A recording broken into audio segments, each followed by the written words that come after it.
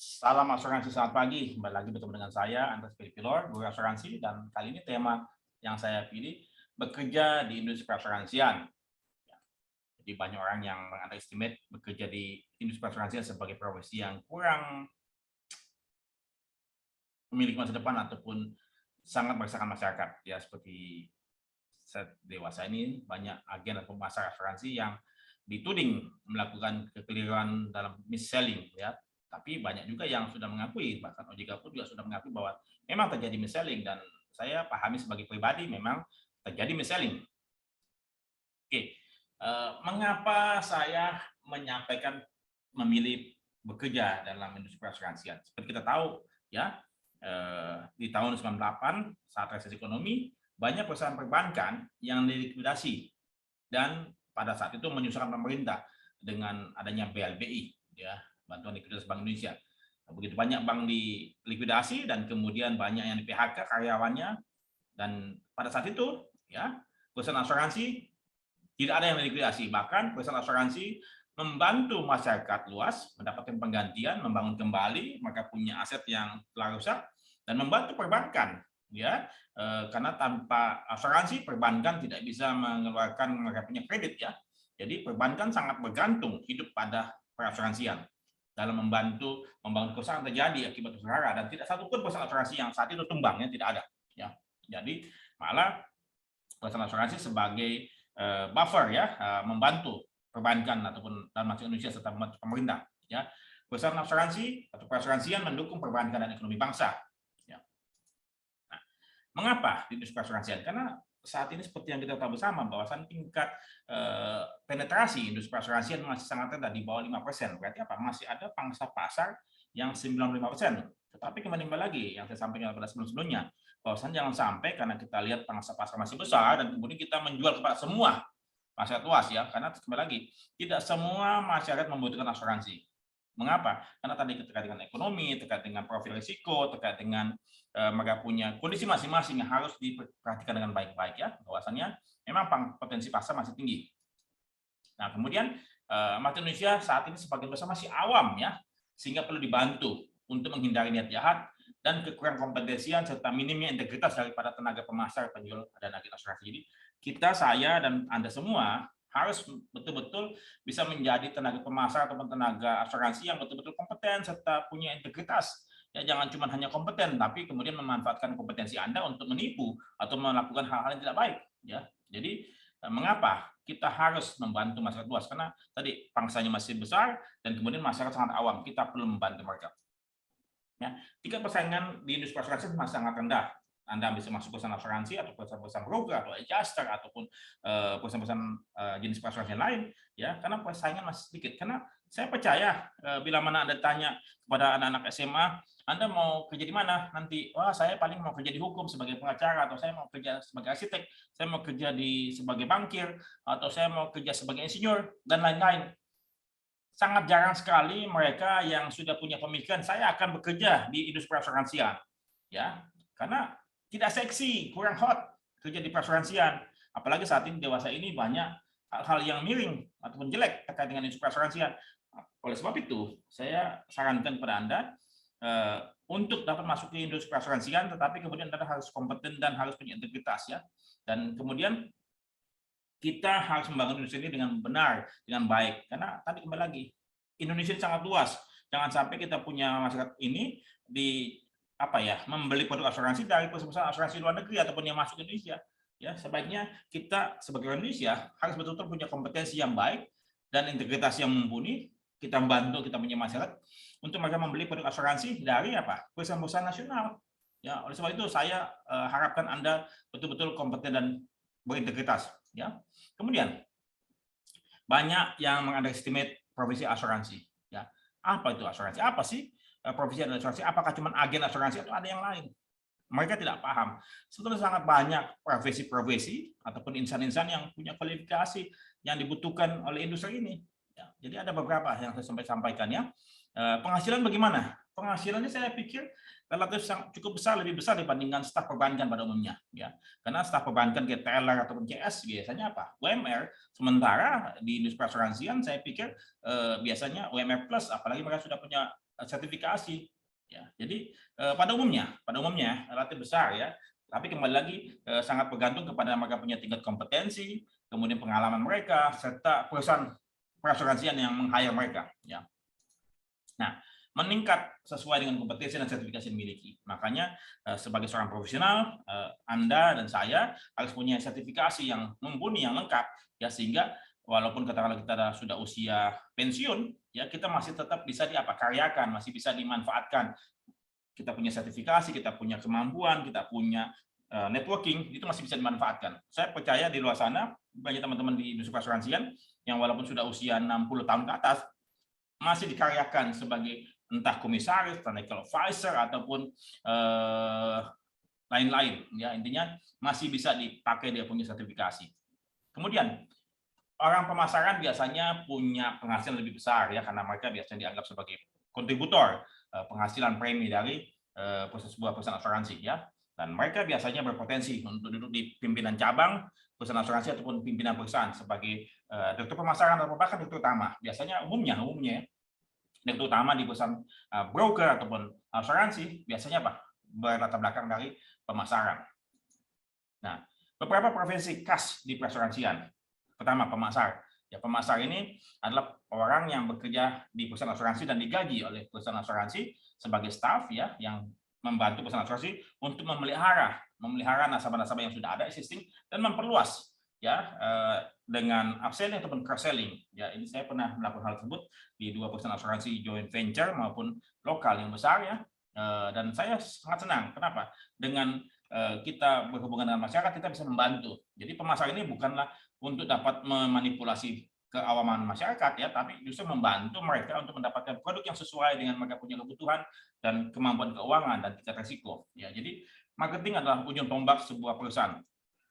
Underwriter adalah seseorang yang duduk di belakang meja biasanya, maka melihat menganalisa risiko tersebut apakah pantas diterima oleh perusahaan asuransi yang dia bekerja, kemudian menetapkan apakah ini diterima atau tidak. Kalau kata misalnya menerima, apakah dengan kondisi standar atau dengan loading, ya. Apakah berapa peringkat preminya? Ini yang biasa tentukan. Underwriter adalah orang bagian teknik, ya. Nah, biasanya mereka menguasai bagian teknik. Tapi saya harapkan juga orang pemasar jangan sumpah teman-teman tahu cara jualan, tapi sebagai pemasar harus juga tahu teknik asuransi dasar. Seperti halnya pada waktu saya di bagian pemasar di perusahaan asuransi, saya kadang-kadang bertengkar ataupun berargumentasi dengan underwriter ya, bahwasannya mereka punya kemampuan teknik pun juga masih sangat terbatas. Kalau makanya saya harapkan orang pemasar harus tahu teknik underwriting-nya dan tahu treaty dan segala macam. Jadi saya harapkan marketing punya kompetensi yang cukup mumpuni, bisa berhadapan bernegosiasi dengan baik dengan underwriter. Bagian klaim. Petugas klaim ini adalah yang berusaha melayani nasabah, mendapatkan laporan klaim, memverifikasi apakah sesuai dengan kondisi polis, dan kemudian membantu nasabah memproses klaim tersebut dari awal hingga akhir, sehingga klaim tersebut dapat dibayar. Ataupun tidak, kalau misalnya memang ternyata di luar jaminan polis. Ya, jadi orang klaim berusaha untuk sedemikian rupa dapat melakukan pelayanan klaim berdasarkan kondisi polis dengan sebaik-baiknya ya kepada masyarakat luas, karena klaim adalah ujung tombak bukti janji yang diberikan pada saat awal. Bagian dari asuransi, setiap perusahaan asuransi tentu tidak mungkin menanggung satu risiko itu sendiri. Biasanya mereka menyebarluaskan kepada perusahaan asuransi ataupun perusahaan asuransi. Konsep reasuransi adalah memberikan proteksi kepada perusahaan asuransi. Jadi katakanlah misalnya perusahaan asuransi A menerima risiko 10 miliar, tentu dia tidak mungkin menampung sendiri 10 miliar. Dia katakanlah 1 miliar, 9 miliar dibagi-bagi dengan konsep reasuransi kepada perusahaan asuransi maupun kepada reasuransi profesional ya. Jadi ada bagian reasuransi di sebuah perusahaan asuransi.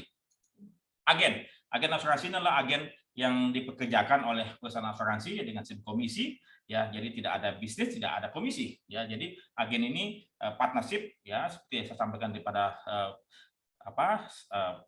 tema sebelumnya. Agen asuransi umum biasanya lebih setia. Kenapa? Karena mereka dapat komisi setiap polis tersebut diperpanjang. Sementara agen asuransi jiwa biasanya dapatkan komisi hanya 3, 4, 5 tahun pertama, sehingga di tahun-tahun berikutnya lagi mereka akan fokus mencari bisnis baru ya. Jadi agen asuransi ini mestinya punya kompetensi, punya integritas, dan agen ini mesti punya level juga. Kalau kata tadi agen-agen baru, saya pikir tidak boleh menjual asuransi yang kompleks ya, kayak unit link itu. Mestinya agen yang senior yang sudah bekerja sebagai agen dalam kurun waktu 3 sampai 5 tahun, barulah mereka boleh diperkenankan untuk menjual produk-produk yang lebih kompleks seperti unit link tersebut ya. Jadi dan levelnya juga mesti ada beberapa grading ataupun level supaya tidak semua agen baru boleh menjual semua produk asuransi, tidak.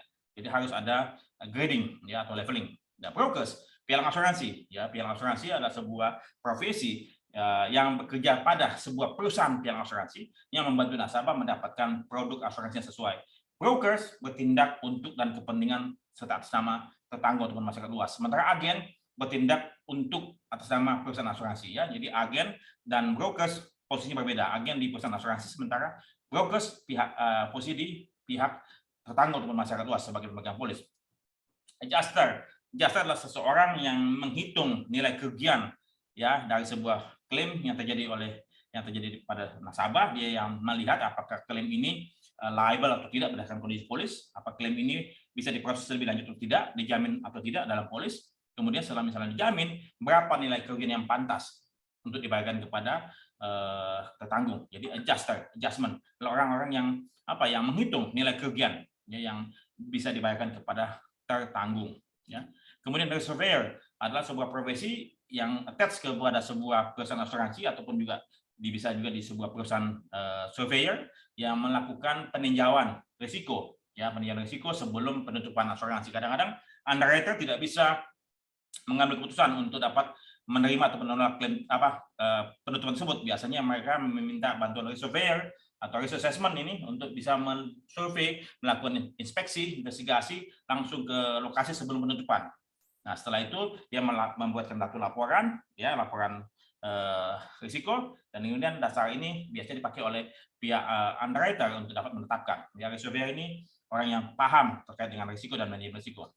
Kemudian aktuaris. Aktuaris adalah sebuah profesi yang menghitung berapa tingkat kemungkinan dan statistik segala macam. Mereka belajar ilmu matematika dan diperlukan di setiap perusahaan asuransi. Jadi aktuaris ini adalah orang yang belakang meja yang menghitung berdasarkan data-data yang ada dari premi, klaim dan segala macam.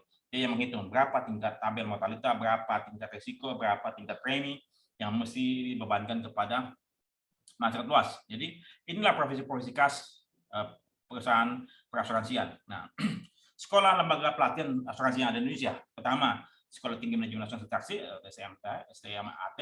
Saya lulusan STMAT ya, dari dulunya nama Akastri ya. Kemudian ada Sekolah Tinggi Manajemen Asuransi dan Risiko dan Asuransi Taksi SIMRA ya. Ini dua-duanya ada D3 ataupun D1. Kemudian ada lembaga profesi khususnya yang buat sertifikasi dari AMAI ya. Kemudian ada yang profesi untuk pialang asuransi, ya APARI. Kemudian Itikat Akademi dan Bisa Asuransi juga sebagai lembaga pelatihan asuransi. Ada Widya Dharma, dan ada terakhir adalah LPMA, ya, yang memberikan pelatihan untuk tenaga-tenaga profesi di perasuransian. Ya. Anda bisa menghubungi mereka semua untuk mendapatkan mempertinggi tingkat kompetensi Anda, ataupun Anda ingin berkarya di perusahaan asuransi atau perasuransian, Anda bisa menghubungi mereka semua. Ya, dan terakhir adalah LPAI, Lembaga Pendidikan Asuransi. Jadi LPAI ini adalah miliki atau sama dengan STIMRA, ya. Sementara LPMA adalah sama dengan STMA, satu lembaga. Ya. Dan ada terakhir Australian New Zealand Institute Insurance Finance ya, atau ANSIF.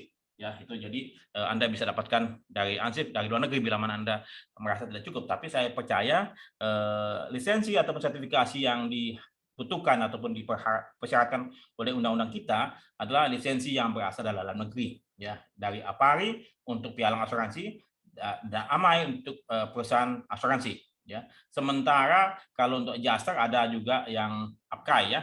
Nah, ini Anda bisa hubungi semua lembaga-lembaga ini.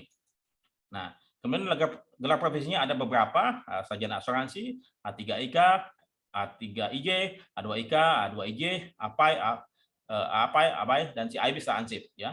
Dan Anda bila mana Anda ingin bekerja ataupun berkarir di perusahaan perasuransian, sebaiknya Anda melengkapi, Anda punya kompetensi dengan sertifikasi ini. Tapi yang paling penting Anda punya integritas, karakter Anda yang paling penting untuk Anda punya masa depan, karena nama baik, reputasi adalah yang utama, ya. Saya bisa dihubungi dan saya siap menjadi coach Anda. Saya bisa dihubungi di beberapa email ini, dan silakan kunjungi saya punya website di itikat akademi.com dan bisaasuransi.com. Demikian pemaparan saya terkait kejadian industri perasuransian. Saya bisa membantu Anda. Silakan kontak saya dan saya bisa membantu Anda sebagai coach pribadi Anda. Demikian dan terima kasih. Semoga bermanfaat. Salam kebajikan.